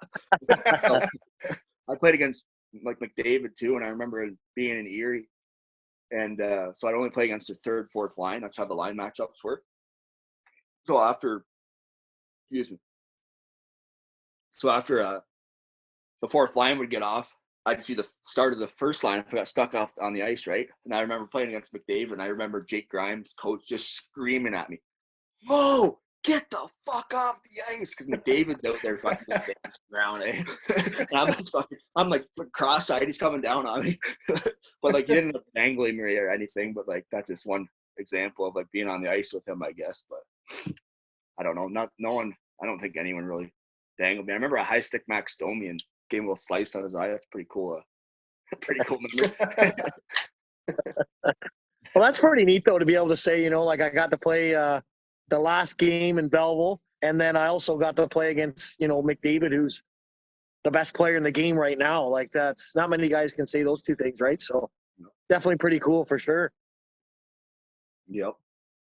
Good old days. The good old days. Flem, you got anything else off the top of your mind from OHL or guys? No, not so much not from the OHL. No, how good was McDavid though? Like, because we said he was 16 when you played him, right? So like, was he just fucking unreal at that time too, or what? Yeah, or he would have been. I don't know how old he would have been. I played him against him a couple of years. I guess it would have been. Yeah. Yeah, he just flew. Like he literally just flew around the ice, man. It was just, I don't know. I don't even know how to explain it. Like he just was so much better than everyone else. Even like like Marner. Marner could do whatever the hell he wanted on the ice. He just floated around. I remember him coming to a complete stop over the blue line in our offensive zone and just stopped. And everyone's like, "What the fuck?" So I went at him to get my gap or whatever, and he sauces it like fucking, I don't know, like 6 feet in the air, back door, tap in, and I'm like, "What the fuck just happened?" Like, they're just that good and that quick that like they make things just look so easy, and this like it kind of makes you blink and it's over. Like, what the fuck just happened? Like, that's just how good they are, for sure. Now, was there anybody good that like really good that you can remember that you played with that's now in the NHL or that was on your side? Mackenzie Entwistle, he plays for Chicago right now. I think he's still up with them. He's young. He's only 1999. So he would have been 16 when I was in Hamilton. Matt Luff, he played a little bit in LA, and I think he played a little bit for Nashville. I played with him in Belleville and Hamilton. Brendan Gaunce, remember him? Gaunce, yeah, remember him. He played in the NHL for a bit. Remy Ellie, I don't know if you know him. He was only for a short period of time in Belleville. I remember that name too. Now, didn't you roommate with Marchment? Yeah. Oh, yeah. Mason Marchment. What the hell am I thinking? Mason Marchment. He played for the Leafs a bit. Is he in Florida now, or where's he now? Yeah, he's in Florida. Yeah, he's fucking lighting up. He's like a first line center. Yeah, he's doing well. Is he like? Oh, well, they didn't do well last night, boys. Oh, I'm not going to talk about it. But that's why you brought that name up. Eh? You've been planning that for fucking the whole day. Just I'm going to drop this name in it sometimes. I was going to wear my Leafs jersey too. Fuck. What was Marchman like? his uncle actually coached me for a year in Coburg. He was quite the character. But what was he I know. like to roommate with? I got along with him. A lot of the guys didn't really get along with him because he's kind of cocky. Because like I remember one story, we're sitting in the video room at the rink. He always had a big chew in at all times, and like we weren't allowed to chew in the room. We didn't think so anyway, so he'd just always try to hide it. He'd always sitting on his phone. We're doing fucking video, and the fucking coach yells at him, "Marchie, pay attention to this." He just straight up said no. And Smitty's like, "What the fuck do you mean no?" He's like, "I don't do video. I don't believe in video." He said that right to the coach. Like, I can't imagine ever saying something like that. Yeah, like, you'd be gone. Yeah. I remember he's like, "Well, you're gonna fucking learn how to here," but like he just thought he was just it, and like I don't know. I think that like you see guys like that are in the NHL, and like that attitude gets people places. I don't know how. It's just fucked up. That cocky, like fucking, I don't like. It's all about me attitude. Like you see that a lot, like coming up playing junior with the guys that have made it. I think, anyways, that like I don't know. He didn't care. He just did his own thing. Like I remember we fucking erased his name on the board that said he wasn't on the power play, and he goes, and we put one of the rookies' names on there in the room, and he's like, "Are you fucking serious? I'm going to talk to George right now." And he starts like storming off, like he's just snap on the coach. He wasn't on the power play. I'm like, I can never imagine fucking doing that, man, like ever. So I liked him. That's funny. I still talk to him these days, or like still talk to him to this day. He liked to gamble. Me and him went to the casino all the time. And he was always complaining how he didn't have money. I was like, "How do you not have money? Your dad's Brian Marchman." But I guess it's like they didn't spoil him. I guess he kind of did shit on his own, which is kind of cool. But as a roommate, he was fucking loud. I remember he used to play Call of Duty till like 4 a.m, like full blast, screaming, yelling. The Billets had to move his room because it was like right next to theirs, and they could hear him all night in there gaming or whatever. So they had to move his room because he was so loud. But he was only there for like a couple months, and he got traded to Mississauga. So did he move around a bit in the OHL? I'm guessing probably had some coaching problems if that's the case. He went from Erie to Hamilton to Mississauga. Also, just 3 teams, but Yeah. Yeah. Well, then he played in Coburg too. Oh, did he? Yeah. He was a guy that everyone's like, "There's no way." Like this guy, he's got the name, but he did have the name. The name helped him, but obviously he's doing something right. It's not just a name. If he's fucking playing on one of the best teams in the NHL right now, you know what I mean? Yeah, no, for sure. It's crazy, right? And yeah, like you say, sometimes that cockiness, confidentness, you gotta have it. But sometimes it's like it almost seems like they have too much. But you know, guys make it with that, right? But again, you got to still back it up. You got to have what it takes to back it up. So, so one other question I had, you kind of touched on him earlier, was your cousin Brandon Dafo, obviously a good buddy of mine as well. What was it like having him as an older cousin growing up? Like, you must have looked up to him. He played, I guess, a year in the OHL, right? And hell of a hockey player. Played for Wellington as well, and stuff like that. So, did you kind of look up to him as a youngster? Oh, absolutely, because, well, yeah, he was my idol growing up. I don't know, he still kind of is. He's an all right guy, I guess. I haven't seen him in a while, but no, I definitely looked up to him when I was younger because I was always into hockey and stuff like that. But he could never fucking hurt me, or I was always better than him playing fucking mini sticks in the basement at my grandparents. I remember that. I remember being a little kid and they fucking would get pissed off because I was just as good as them, and I'm like fucking 10 years younger than them. And he fucking would hit me from behind. I'd go in there head first. I'd get up and just look at him, just start laughing. He's like, "You were nuts as a kid." So I don't know. Definitely was someone I look up to and still look up to. Yeah, I remember watching his games, and I think he was kind of a hothead and a loose cannon like me. So I think he must run in the family or something. I love the mini stick stories. Shoot, I had something else. Well, I figure something because I have another one I want to say. I got one about BMO. So, did you ever rub it in his face? You got more OHL goals than him, or what? Because I think he said he got one, but it was an exhibition, right? So it didn't count. So, you ever throw that in his face, or what? I didn't know that, but I'm definitely got to throw that in there now. And then he'll bring up all the records or whatever he apparently had in Wellington, but they have no fucking record of it now, eh? Yeah. Or his men's league Yeah, I heard he's the leading goal scorer all time in the Tuesday Night Gas House League there. Yeah, he doesn't even play half the games. He fucking or ball hockey. You get Stevie there to write down his name every time. Stevie loves him, eh?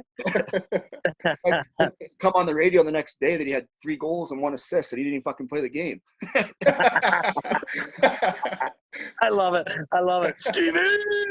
I love good old Steve. So the other thing I wanted to ask too was the Team Canada East. What was that like? It was pretty cool experience, I guess. Well, it was. Playing anytime you get a chance to represent your country is pretty fucking awesome. But Marty was the coach there too, so it was me, Panetta, and Gertie that played. Gerdukas that played on that team from Wellington, but we had a pretty good team. We beat Team Canada East, and Team Canada West, and that was the first time that happened in a long time, I think. And I remember we almost beat USA, and that team had like Brock Besner, Corey Connors, Coda Joshua or something. Bunch of guys now, if you look at that roster, they're playing in the NHL, and like those guys are pretty high-end players in the NHL. I remember Denmark was there too, and it was their World Junior team. So Nikolai Ehlers was on that team. Another guy, I think. But we ended up almost beating USA. We were up by 1 goal. If we would have won that, I think we would have went to the gold medal, or I think it was the semis maybe.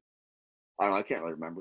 Brain dead, but I think so. We're up by 1 goal with like less than a minute left. They end up scoring 2 goals in the last minute and beating us, and that would have been like the first time ever that Team Canada East beat USA. So I don't know. And then we end up losing.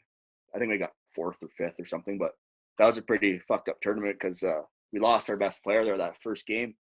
That guy, Neil Doof, who got paralyzed or whatever. Remember hearing that story? No. He got hit so he from got behind. Paralyzed in the first game? Yeah, our first game, and he was like our best player. So we had exhibition game in camp or whatever, and it was like me, Panetta, because we played for Marty, so we didn't need to see any more of us, I guess. Neil Doof and another guy, and so that was kind of like, I guess, the top guys or whatever. They didn't need to see any more. They knew they were already on the team.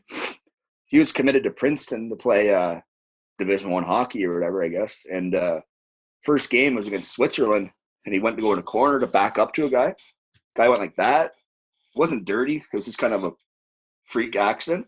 He went head first in the boards like that, jammed his neck, and he was fucking laying on the ice, convulsing. He ended up being paralyzed waist down for a while. Had to learn how to walk all over again, but he's doing well now. I think he's walking and stuff. So like that first game, we lost our best player, so that was kind of a tough loss, and he would have helped us out huge. And that was just kind of crazy. It was kind of just at the time, it was kind of, let's use that as motivation, but at the same time too, it was kind of like, this is fucked up. And he was always in our back of our mind, like the whole tournament, right? Is he going to be okay or whatever? But turns out now he's okay and stuff, but it was kind of crazy to be a part of that.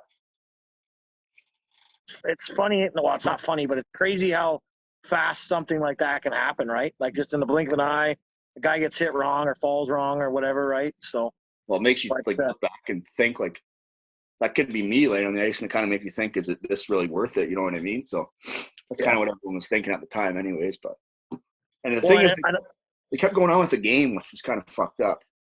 And we were winning at the time, ended up losing. So, guess we use that. You know what? I don't agree with that. And it's kind of like when it happened with Tavares last year in the playoffs, you guys are Leaf fans, you obviously know that. You could see especially guys like Matthew, well, everyone on the team, they're out of the game. Their mind was out of that game because they don't know what's going on. Like, is he going to make it? Sometimes there's probably thoughts of that, and that, like you say, that could have been me that was hit, right? So I think sometimes that these organizations or whoever's running these leagues got to realize, hey, there's more to the thing. If something like that happens, maybe we play the game the next night or something, right? Yeah. So, because I know it fucked up a lot of guys because a lot of the guys on the team were actually teammates with the guy, like even in junior too, right? So they were buddies with this guy. And I know that they had like a therapist come in and talk to us and all this shit too. Like if anyone needed to talk to anybody about what they see, because it's trauma, I guess that's how bad it was. So pretty crazy looking back to think of that. But I guess everything's okay now with him. He's obviously not playing hockey or anything, but I think he's out walking and all that stuff. And they had this story on TSN a couple times, but pretty well. That's a crazy one. Yeah. Well, to go back on a loose style, I got one question for you too. Did your grandparents know about the rookie party? Oh, I had to tell them about it because 6 windows got smashed. Oh. A bunch of guys showed up that weren't supposed to be there, and we kicked them out, and we're guessing that's who it was. And we were going to try to get cops involved and all that stuff, but the next day I got called up for the Bulls, and everyone was so excited I got called up, so they kind of threw that one under the table. Thanks, George. Holy shit. Georgie saved your ass with that one, eh? Yeah. So your grandparents was like, you know what? We'll just pay for the windows. Yeah, and the thing was they're gone to Florida at the time too, right? So. Oh, that's too funny.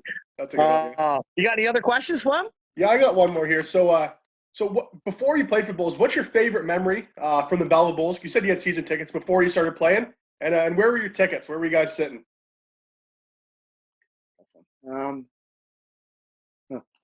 Definitely. It's got to be the full-on bench brawl with Kevin Lalonde against Erie, I think it was. Yeah, That's kind of a crazy memory of us being there. That's when I was real young, and we used to just burn around and fucking wouldn't even barely watch the game. We're just trying to pick up women and getting shit and thrown out every other game. My grandpa didn't want to take me anymore. But no, that was definitely it. There was a bench brawl between, I think Kevin Lalonde was in it, and so there was a goalie fight and everything. It was fucking awesome. And I think I don't know what section it was. I couldn't even tell you. Section 11 maybe or something, but it was pretty good seats. So I remember there was fucking 2 old fucks used to sit behind us all the time, though, and they used to know it. Thought they knew everything about hockey. I remember being a kid, and I just wanted to turn around and just lose it on them because, like, you don't know fuck all. But my grandpa kept getting those same tickets every year. I think there's 2 guys in every fucking section that are like that, buddy. Because we had them too. Fuck, there was always guys behind us just thought they were fucking pro scouts kind of thing, and they just came from slap shots fucking 20 minutes ago. And yeah, exactly. Did you sit in front of Bill and Brennan? Fuck off. Section 7, buddy. Section 7. Well, the sections are all changed now, right? So, like, what's 7 then is like 12 now. It's not even. Yeah. Sound like Brokey watching a Sens game, thinks he knows it all, Hey, 8-2 last night against at the time, number 1 team in the NHL. Not too bad. They didn't play the fucking Maple Leafs last night, Brokey. Calm down. We'll fuck. Before the game, was ahead of Montreal. Florida was ahead of Toronto. Florida was first in the NHL. Now they're not. Well, thanks, Ottawa. Now we're fucking top team in the league again. There you go. So maybe we'll just touch on one more thing. Well, you're a big Leafs fan, so is Fleming. What's your thoughts on them? Do you think they think this is their year to break through and finally win a playoff series or two? I don't know, man. I think every year's their year now. It's hard to say these days. And I'm a Leafs fan. That's coming from a Leafs fan. So I don't know. I hope so. But who knows? If everyone can stay healthy. And who knows with all this fucking COVID shit going on now that they're at half capacity now in their rinks. So I don't know if that's going to affect them or what's even going to go on with the league nowadays with all this talk, what's going on. So who knows? Hopefully this year's the year. Fingers crossed. Hey, Flem? Yeah, it's a hard one to tell because they're in their window, right? And they've been in their window the past couple of years. So you think every year is kind of their year, and as a fan, that every year that kind of ticks by, you lose a year of the window. So I mean, you just kind of hope and pray that they get over the hump this year and make a little run at it. Not even make a run. Like fuck, they got to get to like the 3rd, 4th round and get to the Stanley Cup. Like I don't know, it's kind of time. Like they got to skip that win 1 round thing. They need to start winning 4 because Tavares is getting a little older. You only got a couple years left of Matthews, so. It's a tricky spot in Leafland. It's go time right now, I think. I think it's, like you say, that this year and next year are their 2 biggest chances to win, right? To win the cup, to go for it. Said that last year, though, right? That's exactly it. Yeah, right? we did. Last year. Yeah. And then Carey Price. Then what? Carey Price to the ground. But how long till the Sens win the cup, rookie? I think we're going to win it. We're going to go 3 years in a row. I think next year they got a chance at playoffs, and then I think they're going to start growing from there. That's my take. But it's a few years away. Anyway, sunsets, eh? What's that? Send me some more sunsets. I'm jealous of your background there. Yeah, Fleming doesn't have a Snapchat, so he wouldn't get any of my stuff. But Fleming, I've been pretty good on. Well, I wasn't maybe not the last 2 days, but doing lots of Snapchats. And the one day I didn't bring my phone, and Beam was like, "Were you not at the beach today?" I was like, "Oh, I just didn't have my phone today, buddy. Sorry. Trying to keep you warm." We're trying to live through you, Brokey. It's fucking cold here, buddy. Like, Well, fuck. I only got a few days left. Then I'm back home, and then I might have to hang out with Beamer one night, and we'll rip up the town. If there is a town by then, who knows? They might have everything closed by then. Yeah, we'll go hit up some bars or something, or the shed. The shed. Might be a little cold back there, buddy. Oh yeah. Well, I think, is that it, Flem? Yeah, that's all I got, buddy. Well, thanks a lot for coming on today, BMO. We had tons of fun. One last thing I didn't say, but it was cool when you were working for me that one time, and Bruce Mackey come out, and Bruce Mackey Insurance, Flem, you know him. Obviously, he's a partner of ours too. Wearing BMO's jersey. So it was funny when we were stealing his parking lot. He comes out wearing Brodie Morris jersey. What did he say? He got it in an auction, or had some bull stuff or something, didn't he? I don't know. Yeah, one of the jerseys left over, probably no one wanted. But it was funny. So we're doing sealing the driveway, and Beamel's getting photoed with Bruce with the Bulls jersey. Meanwhile, we're covered in tar and stuff. It was quite comical. Pretty funny, but there was no way you were covered in fucking tar, bro. He just got done running errands. Yeah. Doing his Snapchats, Well, thanks again for coming on, buddy. I got one more, buddy. Yep. So it's not an important question, but so we advertise this as the Boo Club. It's kind of maybe a little spin-off of the Go-Go, but BMO, are you in the Boo Club, buddy? Fuck yeah, I am. Well, guys, hopefully you had a ton of fun. We had a blast interviewing BMO, Brodie Morris. What a character that guy is, eh? We might have to have him on again, but he's a ton of fun. I know I get to play a lot of hockey, ball hockey with him, pre-COVID, I guess. So it was awesome. One of the funny things is Bruce Mackey Insurance was the sponsor of this podcast. And I know I said it on the show, but it was funny when we were working together. He was working for me at the time, BMO was, and for doing Bruce's parking lot at Mackey Insurance. And Bruce comes out wearing BMO's jersey. It was awesome. And of course, I'm taking a photo with him, and BMO's covered in tire, but just a classic. And Bruce is such a great guy, a very passionate guy. He loved his Belleville Bulls. He now loves his Belleville Senators. So go B-Sens go. And I know he's a huge Montreal Canadiens fan. But guess what? He's a Belleville Senators fan because he's from Belleville. So it's time to move on a little bit. It'd be nice if there was a better connection, but it is what it is. And we're happy to move on and cheer for the Belleville Senators. But anyways, before we get to that, I want to move on from that, I guess. Let's talk about Pay It Forward Sports, guys. We have some exciting news. We've talked about this before, but in case you haven't heard, we've got some big tournaments coming up. So we have a tournament mid-January, January 14th and 15th. It's an open tournament. It's 3-on-3 men's hockey tournament. Anybody over the age of 19 can enter. Whether you play in the NHL or you play house league hockey, anything in between, it's going to be a ton of fun. That's an open tournament. Then we have the 20th, I believe, and 21st. My date's right? 18th and 19th, Brokey. Oh, sorry, 18th and 19th of February. This is a competitive tournament, more competitive. The reason is the winning team of the tournament will get into our April tournament, which we haven't officially announced yet, but we will. But anyways, they get into that for free. Plus, there's other prizes to another one of our partner sponsors, Jack Cooks. And then we have another tournament that in March that's connected with the January one, right? And 18th and 19th of March. One random team in either the March or the January. And if you play in both, you double your chances. The whole team, the entire team, will win tickets, bus included from Belleville, to go watch the Toronto Maple Leafs take on the Ottawa Senators. How cool is that? You get to go up on a bus with your whole team. I mean, and it's random. So that's why they're open tournaments, because it's not for winning. Now, if you do make the finals, I think we said it was, you will double your chances. You will get another entry in from either tournament. So guys, it is good to win. Plus there's a pile of other prizes. There's everybody at all the tournaments gets a free beer plus pizza. And if you enter a team into more than one tournament, you get $100 off from your team for the second entry or the third entry if you want to do all three. So those are three huge tournaments. And no one else is doing prizes like this like we are, Brody. Like there's nowhere you can go and play in a hockey tournament. Like if you go to a tournament in Toronto, they're going to give you a mug with their logo on it. Maybe you'll get a shirt or a towel. We're sending a team to the Leafs Senators game to watch the best team in hockey blow out the Ottawa Senators. So, I mean, just no one's doing stuff like Pay It Forward Sports. Guys, so if you haven't heard, visit payitforwardsports.ca. We got tons of stuff going on. we're sending teams to Las Vegas, international vacations. We sent someone to Mexico. I think they're actually leaving in a couple of weeks here, Brokey, going to Mexico, pending COVID. But we're doing so much stuff at Pay It Forward Sports, guys. So check us out on Facebook or payitforwardsports.ca.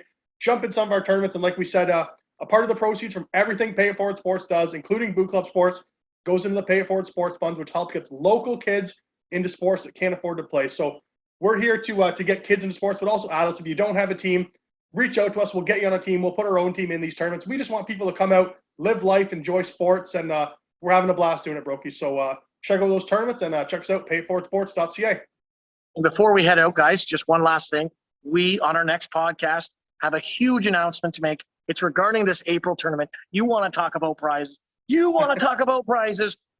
got them. The best prize that we have ever given away will be announced. It's coming in April.